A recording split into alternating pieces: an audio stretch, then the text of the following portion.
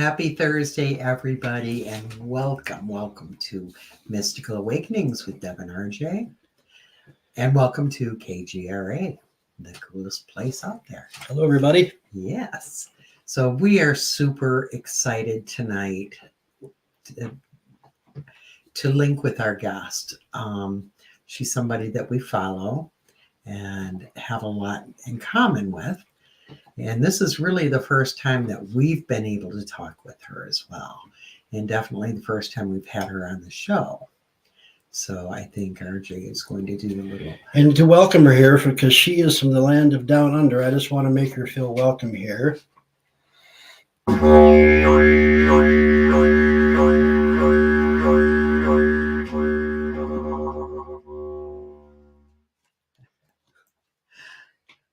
Very nice. A little didgeridoo. Easy for me to say. Right. Yeah. So tonight's guest, if you don't know who she is, shame on you, but her research of star children, sometimes called indigos, covers scientific, medical, psychological, and historical research. These children have all telepathic abilities, describe seeing beings of light, angels, or ETs. She believes this is a genetic program which is part of an upgrading of Homo sapiens and is creating a paradigm shift in human consciousness. Rodwell will talk about, we might get into, we have a lot to get into tonight. We'll talk about the numbers of people she believes have been contacted, and she believes that many have, and what NDEs, DNA, OBEs, and DNA have with the contact phenomenon. Learn what is so significant about these new generations of children and how Asperger's, ADHD, autism, dyslexia are related to this phenomenon. Rodwell is co-founder and director of Dr. Edgar Mitchell Foundation for Research and BBC television program. Paranormal Files, UK, this is things that she's been on. Paranormal Files, UK and Discovery Channel, Animal X. She has also participated in the university debate forum on this phenomenon in 2006 at Oxford University, United Kingdom. So please welcome Mary Rodwell. Hi, Mary. Thank you for being here with us. We are truly honored to have you here. You do some amazing work from all of the research and you're still a therapist, am I correct? Yes, and thank you so much, Deb and RJ, for inviting me. And yes, I still work with many clients across the globe, mostly that are having some form of contact, but others that have not only had contact, but are opening up multidimensionally. And sometimes they need a little bit of help and guidance to clarify that connection and feel confident with it. So that's another aspect of how I work. So it's all multidimensional, isn't it? It is. It is. It truly is. And bless you for doing that work, because as an experiencer myself, I can say it's, when somebody says, I had contact, people don't think anything of that. It's like, whatever.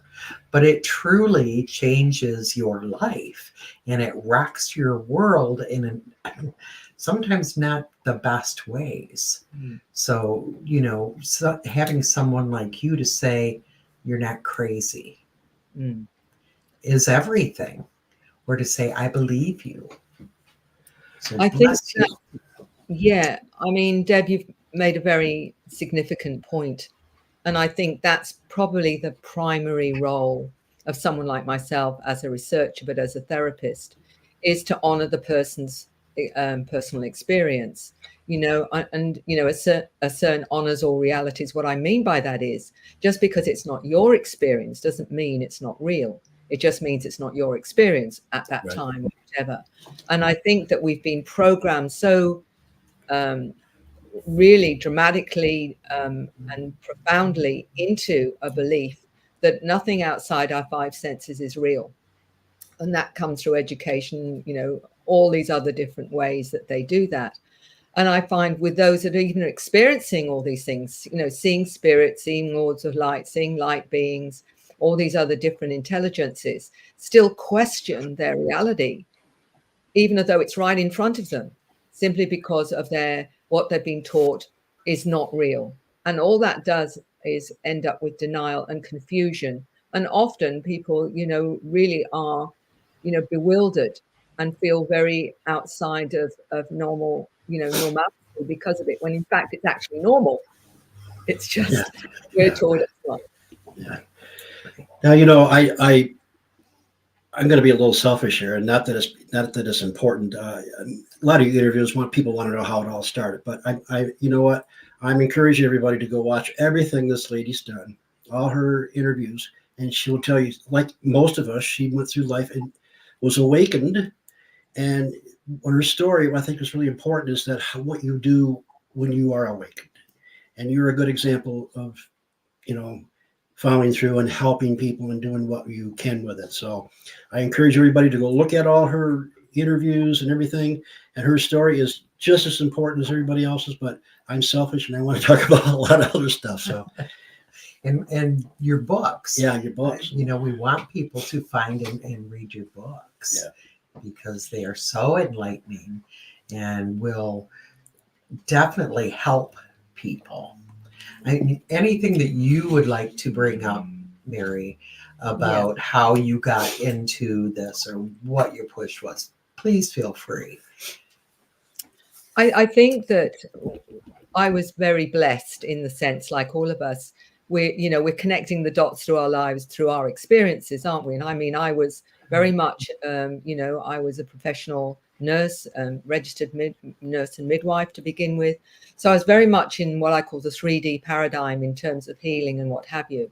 Coincidentally, though, I was drawn in an interesting way into counselling, not really understanding what counselling was, but was asked by my local GP if I'd like to learn about counselling when I had my family. And it was counselling that opened me up to looking at different people's perspectives, because as a nurse, you're the one telling everybody what to do. To get well, you have to do this. So you're the bossy one. Right. Whereas in counselling, it's the reverse. You're encouraging them to find their wisdom, their understanding, their truth, which is a complete reversal of roles. But what it showed me was people were having experiences, not necessarily conventional ones always. The odd one would say, my dad died, and he comes and tells me and helps me now. This kind of thing. Well, when it's helpful and when it's supportive, you're saying, well, it doesn't seem like that's a problem to me. That seems, you know what I mean? It seems to be useful. I mean, I wouldn't call that, an aberration. But I will say that as a child, all the way through, I've always been very curious. And if the subject was weird and wonderful, I wanted to know about it. So I've always had that seeking kind of mind, where certain things within the religion that I was a part of didn't make a lot of sense. And so I started to explore at the same time things like reincarnation, life after death, psychic archaeology and all these kind of things, thinking that they were very unique to certain people with gifts. Fast forward to the fact that I came to Australia and became a counsellor in hospice, talking to people who were going to die very soon, or those that were in profound grief. And again, being faced with the reality of the non-physical universe and the essence of the soul, and being asked, what do you think we survive? So again, that was another trajectory, looking into life after death, hypnosis, life between lives, and all this kind of stuff that intrigued me absolutely, because to me, after the religion that was telling me what I had to believe, I wanted proof now. It's no good you telling me I believe that. Show me that it's real. And so learning hypnosis and working with people in past lives as well as present lives and in between lives, where I would take somebody through the death sequence and they would see their body and they would see that they were in another form, that they often had a guide with them. And I'd say, well, what did you learn in that life? And they may say, oh, I learned about limits, or I learned about love or compassion or whatever it was. And then presenting themselves to say, I'm now choosing this next life where I'm choosing my parents, my siblings, and what I need to learn in that life. But this was absolutely profound for me, was because it wasn't just one person here talking about this. This was quantum, it was, I got more and more the same kind of data, and that was more compelling and more real to me. I did a few past lives myself. Right. where I found out a little bit more about what I was up to in past times and what have you. And I tested all of that as well, because I came out with information I didn't know, that I had no knowledge of, which also. So my point is that I've always wanted to look at it from both the what I call the very rational, analytical side, to prove to me that what I was experiencing or others were experiencing had validity as well. And if enough people say the same thing, you've got to say, well, come on, guys.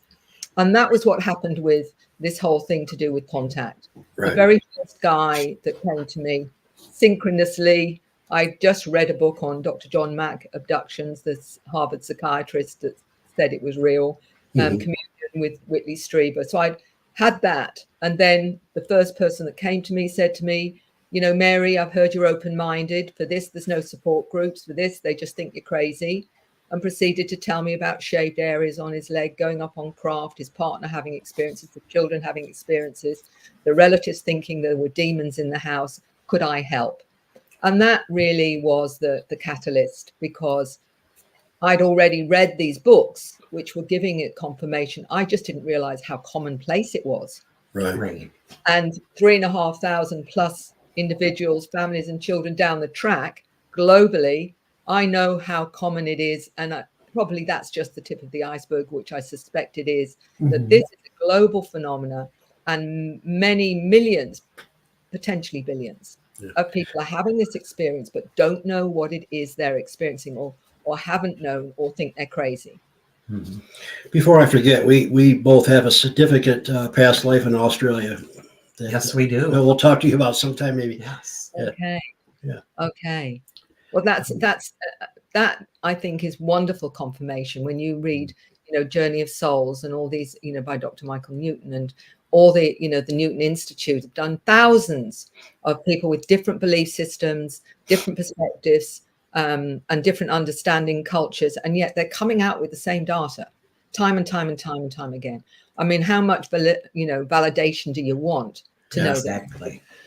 That's why I think I'm so enamored with this instrument, because I've always have been, and it's been part of my life. So, you want a question you want to ask? Well, I told you a little bit before the show, autism is a humongous part of my life, Mary. Many of my loved ones, I'm a mother, a grandmother, a great-grandmother, and I was a foster mother for many years. I still have two at home who are autistic, very wonderful, special young people. But I dealt with autism probably for more years than we knew what autism was. And I still think people are very confused on what autism is. And when I read you and learned your thoughts, it's like, oh my gosh, finally there's somebody who has done a lot of research, who has, studied all of this and is putting my thoughts, my feelings out there publicly. So, I would like to know, or like the people to know, what you see as the connection with star children, indigos, and autistic children. And ADHD too. And what, right. And I am definitely ADHD. Yeah. Well, I feel that when we're seeking information, we get helped by our superconscious self, higher self, and those intelligences that are supporting us or whatever. And I was led to this in revelation, in a way, through working with experiences, parents. And I saw the intergenerational link, because I'd say, was your mother or your father or your grandparents ever, a bit different, is the way I put it. And they might say, well, granddad was always into UFOs, or my grandmother was a bit psychic or a bit fey or whatever. And there I would see the genetic lines, either paternal, maternal, or whatever. And they would say, they'd be aware that having their encounters made changes in many ways to their awareness, their perspectives. They would become more holistically inclined, less materialistic, wanting, interested in healing. Lots of things changed after their contact. So it was very obvious to me there was a deliberate program to awaken and activate human consciousness, and in many ways in a positive way as well, which was very interesting. And I can give you the stats about that in a minute. But what it also intrigued me was the children, of course, are involved as well, because it's the intergenerational links to that. And they would say, my daughter's seeing beings, or my daughter talks about going up on a spaceship and learning things, or my son says he's not from here, he's from another planet, or whatever. But often that went with that was he's been diagnosed as ADHD, or he's been diagnosed as on the spectrum, or he's dyslexic and what have you. So it seemed to me that on one level, there was an activation and awakening of all these multidimensional abilities. Some of them could talk to animals and communicate with animals, some even plants. Some felt they could, what I would say was manipulate the elements, this kind of, it's some incredible thing. They'd come out with incredible things. So there they are given this label that says in some way they're dysfunctional, but had all these other abilities. So the thing that came to me very blindingly, to me, obvious was the reason they're considered dysfunctional is that they're not so easily programmable into the old system, the 3D system that we're taught is the only reality. Your 5 senses are all you've got, mate. That's it. Right. Anything else, you're crazy. This sensing, feeling, knowing, seeing. So, no, you're just crazy. So I came to the conclusion that there was a deliberate program by these intelligences to make it harder for them to be programmed into an inaccurate system, which in fact it is, because it's denying all our multidimensional awareness and the fact there's a spirit and soul in there that is part of the body but not tied to the body.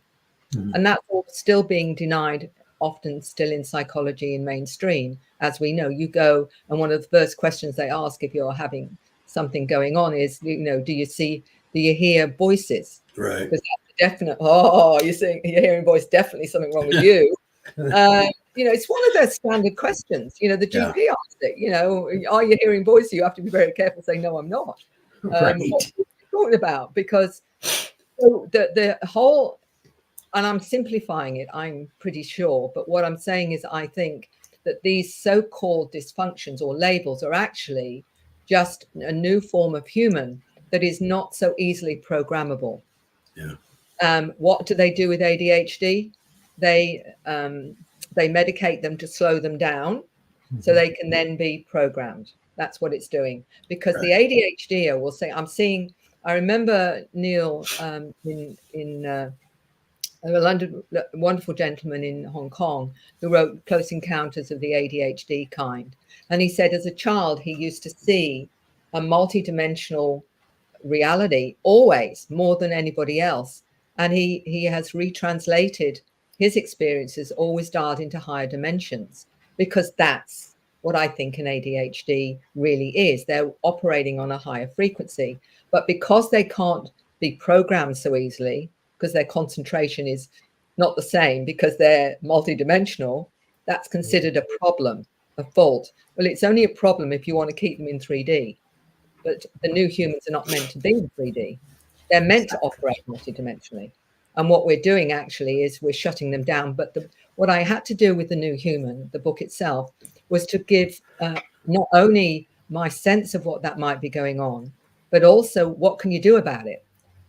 And there are things, and I used Dr. Lena Olson, for molecular biologist, who has these particular conditions herself, and has found ways through various minerals and vitamins and whatever to actually stabilize the ADHD so you don't have to medicate.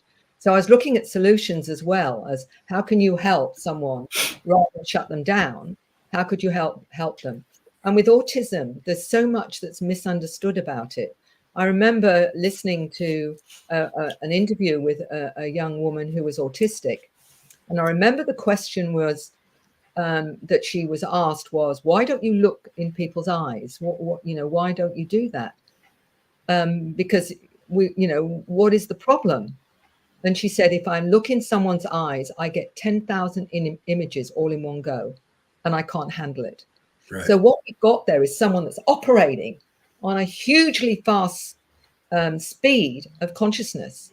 And that's why they struggle so much, because they're trying to shut down this huge input that they can,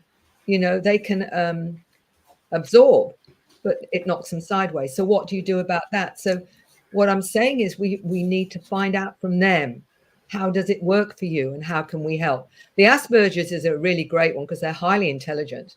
And I remember an Asperger's coming to me and talking to me, and he said, Mary, he says, they say that we're socially incompetent. We can't interact and all the rest of it socially. We're really bad. He says, amongst ourselves, we don't have any problem whatsoever. He said, but the reason people have a problem with that is because we say what we think. We say absolutely what we think. We don't think about, oh, that might upset someone, or that might be a bit too close to the bone. He says, because we're totally honest. We don't like labels and faces and, masks. Mm-hmm.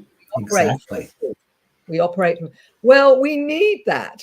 We need people who operate from a truth and are not pretending. So he says, we can't be bothered with the masks.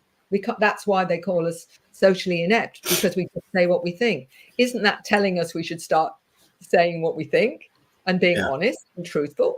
So each one of them is actually teaching us more of what we need to know about the new human, the new generations of human, and we're all part of that. So each one of them I've looked at and thought, what are they actually showing us? And many of the autistic are genius. They're absolutely genius in other ways, but we're not understanding that that's actually not something that's a dysfunction. It's the way they operate. Mm-hmm. Yeah. Well, I had written down a question. I knew what she was going to ask. What do we do? I mean, besides love them, these new beings, because we still have this old paradigm here, this 3D world, which is very difficult for them to function in. So, and they have to somehow survive in this condition. So what can we do or what can they do to survive in this kind of still this 3D paradigm? Well, I do feel we're moving into a new paradigm. Yes, I know. Yes. The precursors of that. But what we can do, and I mean, I've had clinical psychologists and I've had teachers as well as parents say, what can I do? Because they don't fit in the system. They can't cope with this or that. And I'm saying the primary reason they've been born to you is because you can love them. Yeah. And it's love that transcends all boundaries, all problems. And I think they will come into their own when the shift happens, whenever that is, when we have that activation. It's almost like they're being prepared. They have the awareness and are prepared for it. Whereas the rest, it makes you wonder if they're showing up. I believe more and more. That this is going to happen quicker than we think. Oh, yeah. I think it's going to happen sooner rather than later. Yeah. And the interesting thing is, with the many intuitives that contact me, many of them sense we're on that kind of crossroads now, where something very soon is going to shift and change. And there's a kind of anticipation, but also an anxiety. What is it what is that? And I've been, many times told it is completely paradigm changing to the point where you can't articulate it even. It's going to be different. Yeah. And I quote something called, there's a film called Lucy, and I don't know whether you've seen it. Yeah, I've seen. You know what the message behind that is. As the more we become, our dormant DNA becomes activated, the more multidimensionally we're going to be. And what I believe is what people are having these downloads of scripts, star language, different artwork and whatever. I believe many of those are codes or software that are being given to us in preparation for our new activated state. Yes, Morgan Freeman walked in and says, "Where are you?" And she says, "Everywhere." Yeah. Yeah. Well, I think that is the ultimate, but I'm not sure we'll get quite to that. Yeah. But we will need a new operating system of reality. Yeah. And some of the codes that people are getting, I've been told some of the scripts, for example, although you can't read them, in a linear fashion, they can contain as much information as a room full of encyclopedias. And they will be perhaps the software but the new upgraded human. And I think these children are a bit ahead of us because they're going to be the closest to that upgrade to start with than than the older models, as I call myself. Yeah, they won't need as much upgrading. That's Right. right. Yeah, they've come the way that they are for a reason. Yes. And I don't know if you agree with this, Mary, but I really feel that some of the older generations want to fix ADHD and autism and dyslexia and all of this. It's not something to be fixed. We are the ones, or the older people who want to live in a third dimensional society, are the ones who will have to adapt, Be fixed. be fixed, literally, and they are here to help us. Well, they're opening up with what they're talking about coming from other planets. I'm thinking of this 8-year-old young girl that told me she was a hybrid, and she said she was part water being, part human. And she said when she looks in the mirror, she's seeing the water being self rather than a human self.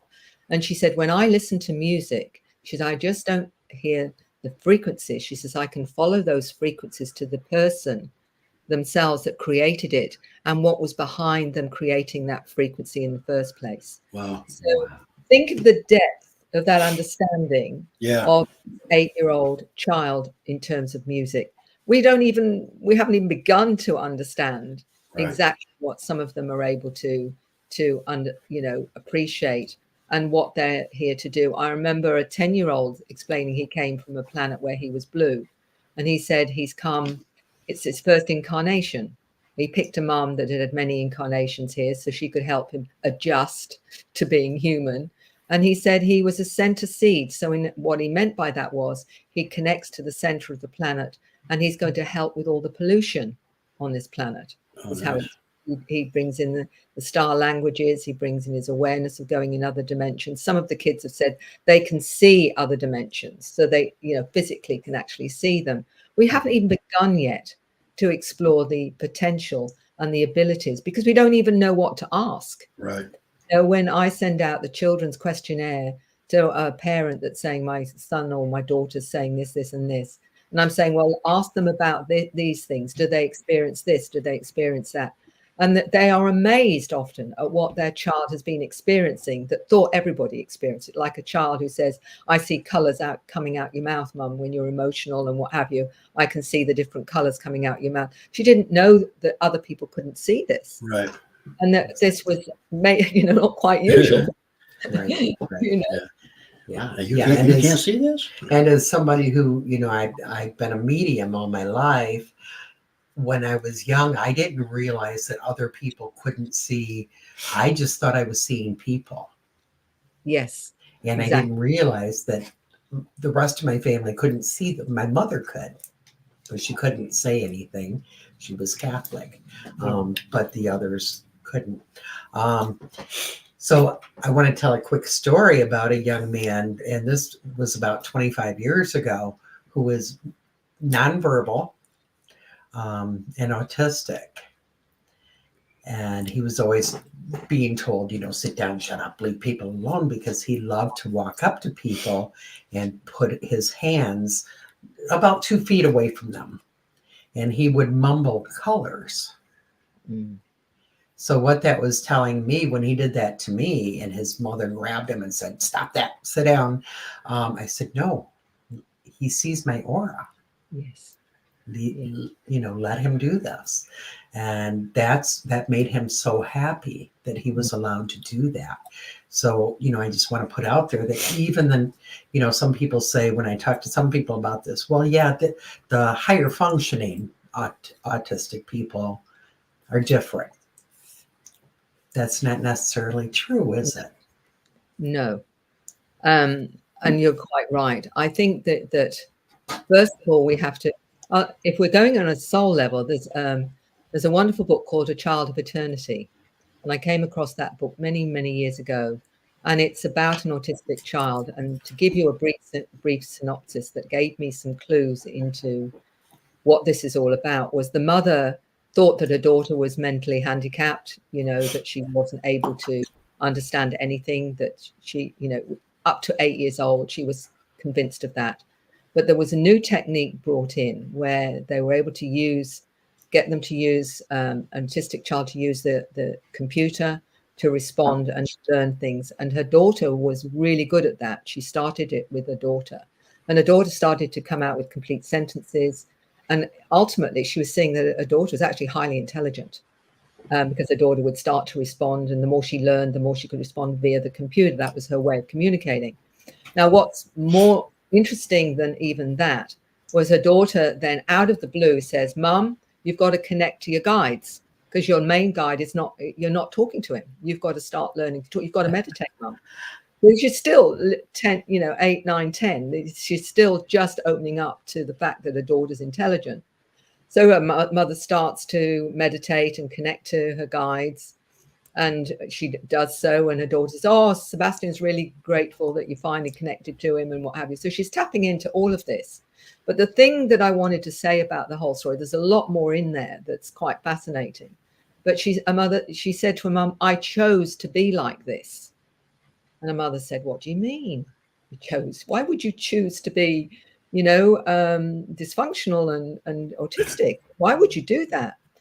She said, "What were you doing?" And she said, "Well, when I was in your womb, I limited certain nutrients so that I would be born autistic, because I wanted to experience more of my inner world than my outer world." Right. Oh, wow. So she explained quite clearly she'd chosen this. Now, I want to tell our audience there's an interview with Mary that she actually shows the actual context of these interviews she had with these children. It's fascinating. And the beings that they talk, and some of them have drawings.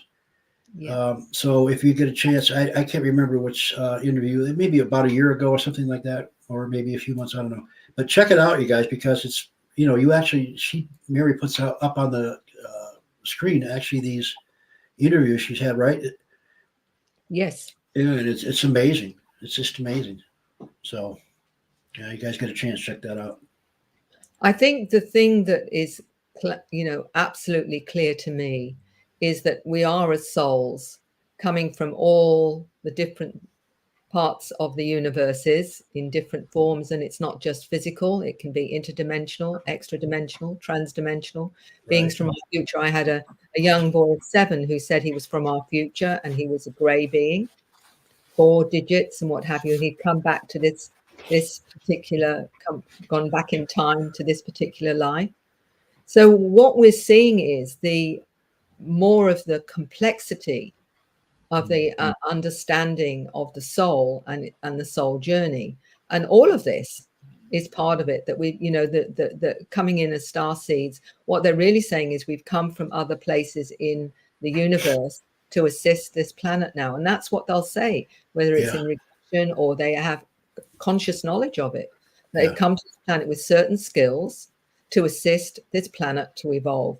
And the children are far more connected to that awakening, because as each generation comes, there's an upgrade of awareness in each one to get us prepared for what's going to happen. So it's about, ultimately, it's about the soul journey, and it's what the soul has chosen in the way that in my opinion, that's the only thing that makes any sense. Mm-hmm. Now, there's a lot of things I want to get into. I wish we had about a week at your place. Yeah. So we'll get on the plane now. I said before the show I wanted 2 weeks to sit and talk to you with nothing else. I'll take a week. I want 2 weeks. But you belong to a couple of very important groups. The one that you started, I think, about 20 years ago. It's ACERN, and another one called Free, I think. Yeah. And do they have something to do with disclosure and the way you put it is from the ground up? Yes. Well, actually, I created a CERN in 1997. And the reason for that was over that first few years when I became exposed to this, I realized there was actually very little help out there. Nobody seemed to be able to offer anything. There was Dr. Mack's peer group, There was a few others globally, but there wasn't any on the ground, really, certainly not in Australia. You'd go to UFO groups and they were interested in sightings and they, whatever, but, the nuts and bolts stuff. But Yeah. when somebody said, well, I've had experiences, a lot of people closed down because, oh, you can't prove that. It's just your imagination or whatever. Right. And I realized very clearly that this was not the case. So I created a CERN because of my, I was a counselor. I was able to, take people back through hypnosis. I was able to offer resources. And I thought, well, I'm going to start some professional organization where people can know they're safe to tell their story and honor their reality, because they couldn't even go to a psychologist most times or anyone else because of what would happen and most of the time. And that led to writing the book Awakening, because I realized there were people all over the place that, again, had no support. Family would not understand. Often they felt very isolated, etc. So it was, how do you know it's real? What do you do about the fear? What if your kids are, it covered all of that to help them get a sense of their own understanding. But going on from that, I was realizing that more and more and more people were having experiences. And that's why I created the questionnaires, because people sometimes don't realize that a fear of clowns, for example, can often be related to contact, because that's one of the screen memories, or Santa Claus, another screen memory, owls, another screen memory. Yeah. They don't always know why they've got phobias of certain things like spiders or whatever, which is often another screen memory. So what I was doing was giving people the information to connect the dots. Ultimately, that was, I was going around, doing presentations locally and a few overseas and whatever. But again, it's only a very limited number of people that you reach. But what happened was Ray Hernandez, who is one of the co-founders of Free, had an amazing experience. He was, in fact, a complete skeptic of anything. His wife was Catholic, but he didn't believe in anything until he had an experience where they both saw an energy being over their sick dog. And this energy being healed the dog. And from that time, Ray knew that something tremendous happened. And I eventually connected with him, and he'd told, you've got to start a scientific organization that will give some credibility to this, because there's never been any real research done of any scale. 50, 60 individuals, MUFON might do them or whatever, but there's been no way of getting a great amount of information that would be academically acceptable. And really, that's what the Dr. Edgar Mitchell Free Foundation was all about. It was about putting a survey out with 600 questions, with over 4,200 individuals answering those 600 questions. And it covered the whole range of ET contact. And one of the most powerful, well, there's two I will quote when the book was written, Beyond UFOs, one of them was that out of the 4,200 people, 85% noticed a psycho-spiritual transformation. In other words, their whole philosophy and awareness and spirituality changed with their experience. Only 15% were still in fear, which is completely opposite to the fearmongers out there that say, they're all out to get you and finish you off. And all that. Right. So it completely contradicted all of that fear-based stuff. The second one that's really fascinating that we discovered was out of the 4,000, that 75% of encounters are out of body, not physical, which again, with the nuts and boltsers, struggled with that. Only 25% are physical. So, that's another reason why it's been so hard to make it tangible for people, because most of the time it's their consciousness going out of their body and what have you as well. So they're two really fascinating. There's many, many other significant understandings that we got from that. But that in itself was showing this is really about consciousness being primary. This is all about consciousness. And when I work with people where they go up on board craft and what have you, often they will, when you've got them in the space where they see maybe a medical procedure or a healing procedure being done, 50% of them, by the way, had healing procedures on board craft. 50% of 4,000. These are things, these are stats that nobody knows and what have you. And I would, when they're in the hypnotic state and they're relaxed and their subconscious is revealing the information, I get them to talk to the beings. And I'll say, ask the being how many times you've been brought on the craft, and they'll reel off 2, 5, 7, da da da da da. Right. Why have you been brought here this time? Oh, it's because they wanted to check me out for this, this, and this, and this. I would ask, have you consented on any level? Because that, completely changes their opinion of how that is. And most of them would say yes, but before I came here, would be their response to that. So you're getting lots of information from even that. Once you ask the questions, not everybody asks the questions, those kind of questions. They're just saying, look, see what they're doing to you. They're doing this, this, and this. How terrible. Well, unless you find out why, it's going to look as though it's terrible, isn't it? And then I'll say, does that make sense to you? And they'll say, yeah, absolutely. So you've got to get the dialogue going when they're in that space for them to get the understanding of why certain things happen. And that changes everything to how they will view their experience. Yeah. Turn it on its head completely. Mm-hmm. And this is what's not always done. Right.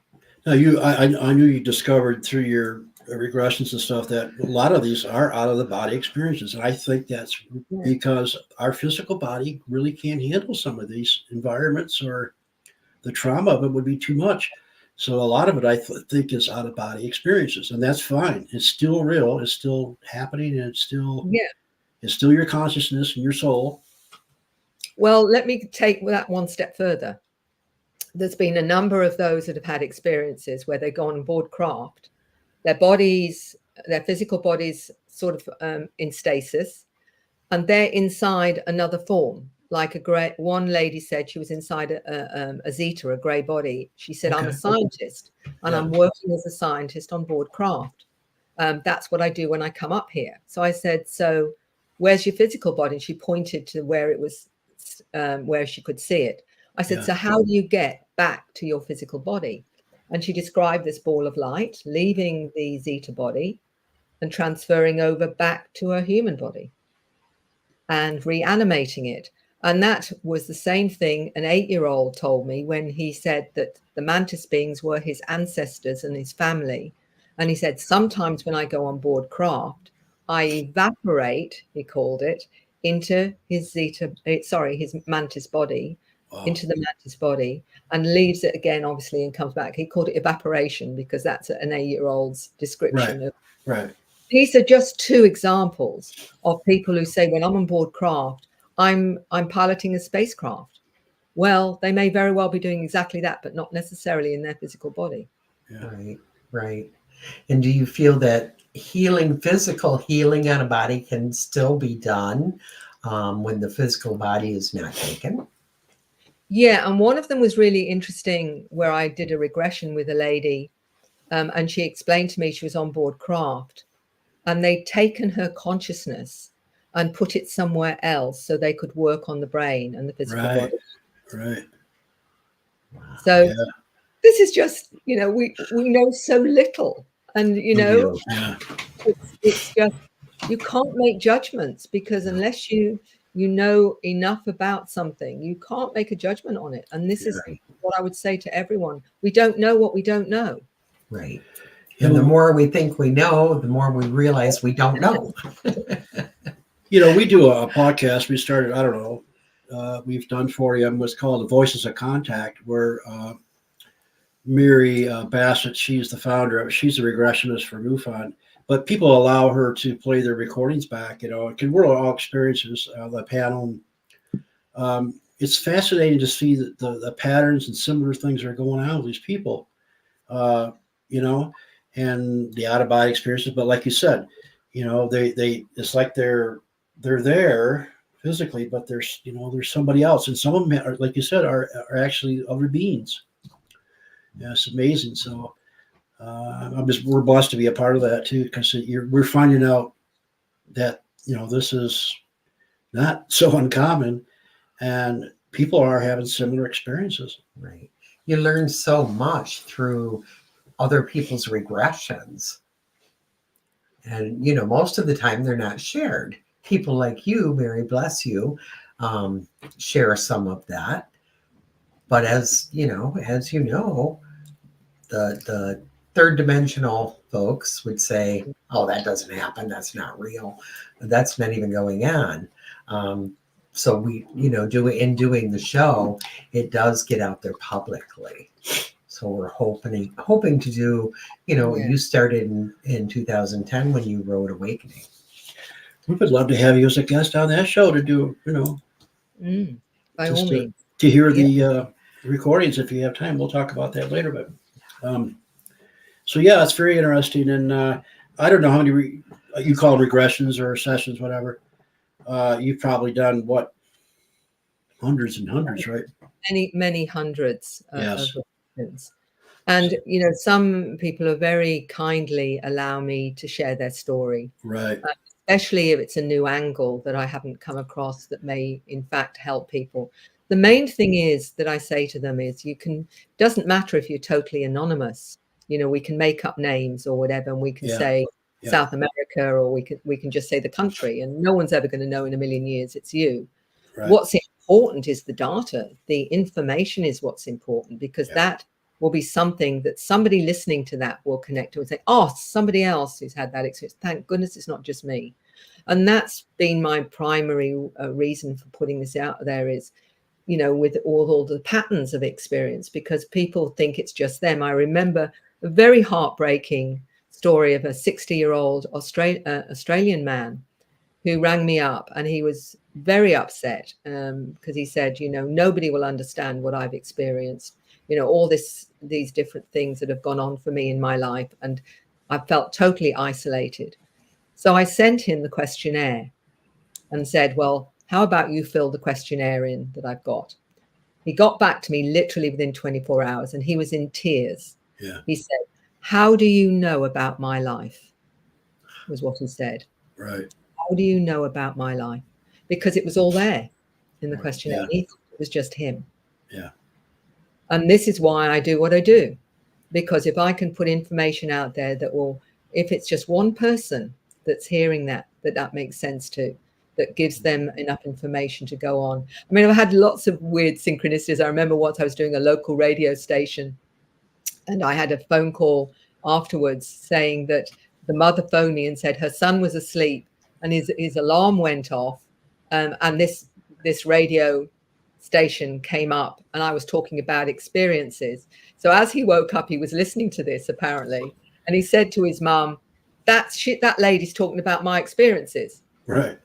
Literally, he'd had this incredible synchronicity that just as he's being woken up on his alarm clock, it's coming out with what I've been. And this is what I mean. It's That's like awesome. That's awesome. And I've had other weird stuff where somebody is, I think at least 2 people have said, Mary, your name came up in a dream, and I didn't even know who you were or whether you were real or anything. Right. And he said, I had to look you up and find out you were real, and they're told to connect with you. I mean, that's how this amazing synchronicity works. It's like there's this intelligence that we're all part of that is connecting us when we need it to understand what we need to understand and what have you. And that I'm very grateful for, because I don't know how otherwise we'd manage trying to do it on our own. Right. I think we're given a lot of help to put the information out there. That reminds me, we put on the Michigan UFO Contact Convention here in our hometown. It's our 6th one, but we have on Fridays we have a 2-hour period where people can get up and tell their story. And we had a gentleman who was about 70 years old, right?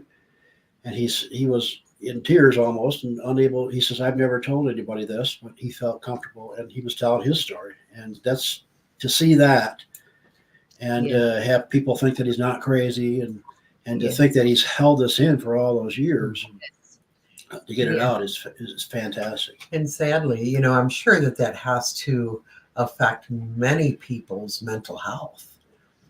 And, how many people have, I hate to even say this out loud, but committed suicide because they thought they were insane or nobody would believe them. And they just couldn't deal with it. So your work is so important, Mary. I think that the sad thing is with the truth embargo that, this has been so ridiculed for so long that the damage that's done to, I would say, millions, possibly billions of people that have had experiences that have not been able to own it or honor it and thought they were crazy. And I always remember a lady bringing her brother who'd been in a mental hospital for some years. And she said, I'm sure he's had contact. I'm sure he's had experiences. But he'd been diagnosed as mentally ill, schizophrenic and what have you, and was on all this medication. So he came and he started to be really excited because he started to tell me about his experiences, drawing the beings, drawing the craft and all the rest of it. And his sister was delighted for him to finally see that it was actually okay, that you could talk about this and it was okay. Yeah. What happened was that when she left, she said, unfortunately, he's gone back to his old belief because he can't face the fact that he's been medicated for the last 10 years for something when it was actually real. So he'd rather go back to that than to face the fact he's been denied this reality. And this is the damage being done.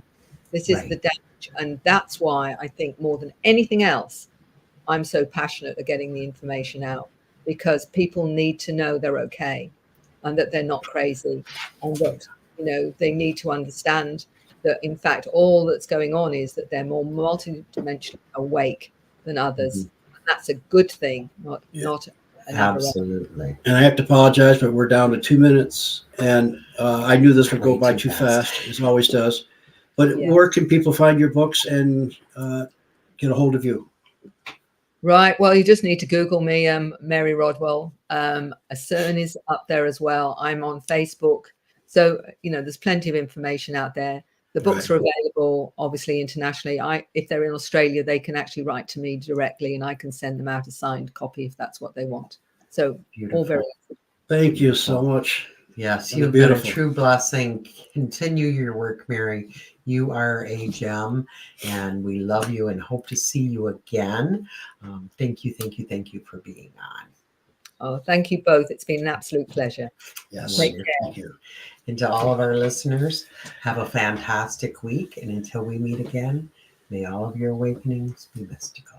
Good night, everybody. Good night, everybody.